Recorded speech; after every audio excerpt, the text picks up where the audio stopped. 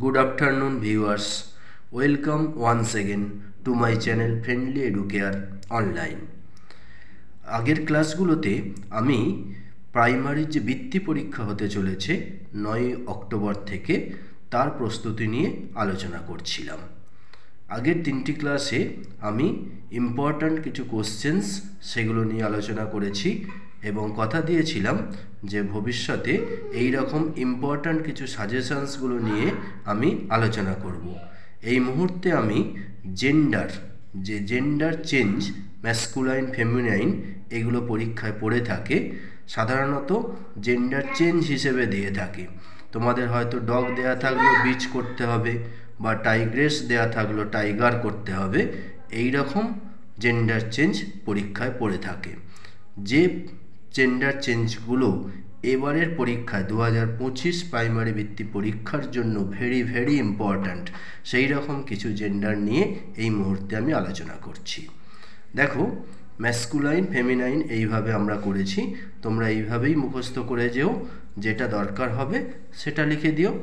যেমন dog bitch, tiger tigress, grandfather grandmother, nephew niece, lion lioness, stag hind, fox vixen, boy girl, man servant maid servant, king queen, cock hen, ox বা bull সেক্ষেত্রে করবে cow, poet poetess, host hostess, যেমন god গডিজ সেই রকমভাবেই poet পোয়েটিজ।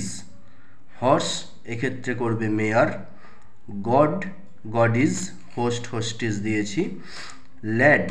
Lad থাকলে lady করবে, বয় থাকলে girl করবে, ল্যাড থাকলে কিন্তু লেডি করবে। ম্যান সেক্ষেত্রে করবে ও ম্যান, যদি এটা প্লুরাল ফর্ম থাকে মেন সেক্ষেত্রে উই মেন করবে। মাস্টার মিস্ট্রেস, স্যার ম্যাডাম, হি থাকলে সেক্ষেত্রে সি করবে। মোটামুটি আমি এগুলোই সাজেশানে রেখেছি। এগুলো যদি তোমরা সম্পূর্ণভাবে দেখে যেতে পারো, জেন্ডার চেঞ্জ যেগুলি পড়তে পারে এর মধ্যেই তোমরা পাবে।